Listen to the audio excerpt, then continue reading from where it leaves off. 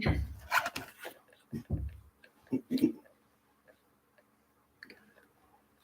want to begin doing a review of the book of Genesis, but shortening it in different segments rather than the longer work we had done before, but breaking it up into shorter segments with shorter viewing time.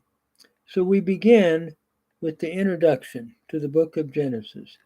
We start with the title to the book. The title of the book of Genesis takes the name from the Septuagint by way of the Vulgate. In the Septuagint, the words habiblos or hebiblos genesos are used to set forth the 10 parts that may be used to outline the book. The 10 parts being chapter 2, verse 4, 5, verse 1, 6, verse 9, 10, 1, 11, 10, 11, 27, 25, 12, 25, 19, 36, 1, and 37, 2. That's where these different 10 parts would begin. The Hebrew title is Bereshit and may be literally rendered in the beginning. The word Genesis means origin or beginning, and this certainly sets forth the contents of the book.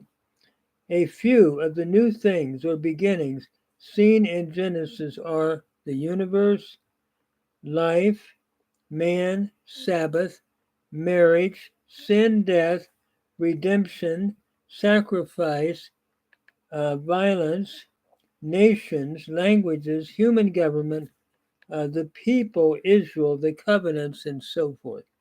The title then aptly fits the contents of the book itself.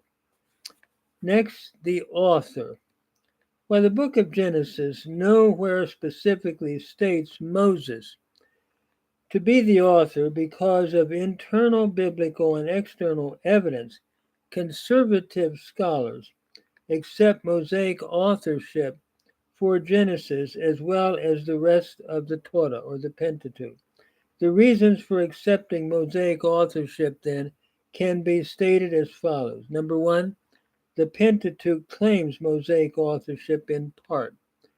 In Exodus 17:14, 24:4, 34, 27, Numbers 13:2, and Deuteronomy 31:19. Number two, other portions of the Bible claim Mosaic authorship of the Pentateuch. Joshua 1:7, Luke 2:3, and Luke 24:44. 3. Christ himself attributed the authorship of the Pentateuch to Moses. We see this in John 5:47, 46 to 47, Matthew 19:8, and Mark 10:5. Number 4, Mosaic authorship was held by the ancient Jewish scholars in the early Christian church up until 1750 AD. This traditional authorship of Moses was not questioned or seriously challenged until the 18th century. The critical view makes these books the product of composite sources, which they call J, E, D, and P. It was Wellhausen who basically brought forth this hypothesis into prominence. The hypothesis could be summarized as follows. The earliest parts of the Pentateuch came from two originally independent documents, the Jehovahist, the Yahwist, and the Elohist. From these two, the Jehovahist compiled a work that was principally narrative. In Josiah's time came Deuteronomy, and Deuteronomy incorporated this in the Jehovistic work and revised the whole. A priestly, or the Deuteronomists did that, The priestly legislation of the Elohim document was largely the work then, it was argued, of Ezra. A later redactor then worked over the whole. So the dating for this critical point of view places the Jehovah's or the Yahweh's, commonly called J, about 850 BC, the Elohist, commonly called E, about 750 BC, the combination then of J and E in the 7th century BC, with Deuteronomy then in 621 BC, and the addition of P in the Pentateuch around 500 BC.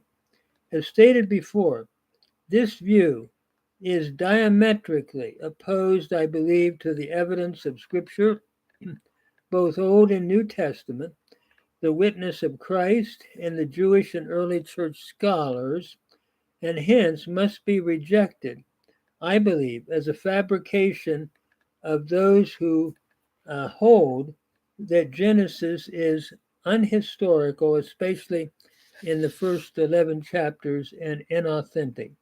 Concerning the authorship of Genesis itself, even the events in it antedate Moses. Either accurate oral tradition then is possible, or the early book of Genesis may have been originally written on tablets by the patriarchs, and then Moses, under divine inspiration, compiled and edited the book. The date. It is most likely that Genesis, as well as the rest of the Pentateuch, was written after the Exodus during the wilderness wanderings of Israel. That would place the time for the writing approximately 1447 to 1407 BC. As to the historical background, the historical setting of Genesis and its writings is during the time of the wandering of Israel in the wilderness, since it was during this time that the book could no doubt have been penned. While the historical events in Genesis antedate Moses, he no doubt made use of a fixed oral tradition or patriarchal writings and composed the book during this time. The purpose of the book of Genesis. The purpose of the book of Genesis is to give a survey of divine revelation from the beginning of creation until the Israelites were brought into Egypt. The major emphasis in the book is laid out in the dealing of God with his chosen people, Israel. We see this specifically in chapters 12 to 50. It is through them and the Abrahamic covenant given to Abraham, their father, that God is to develop his entire revelatory program.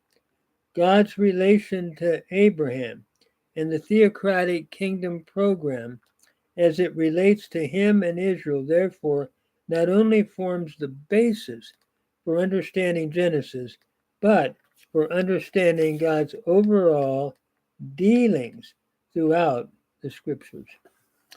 The next video or so, I want to move to look at a survey of the Gospel of Genesis, followed then by a detailed or a more detailed summary outline of the book.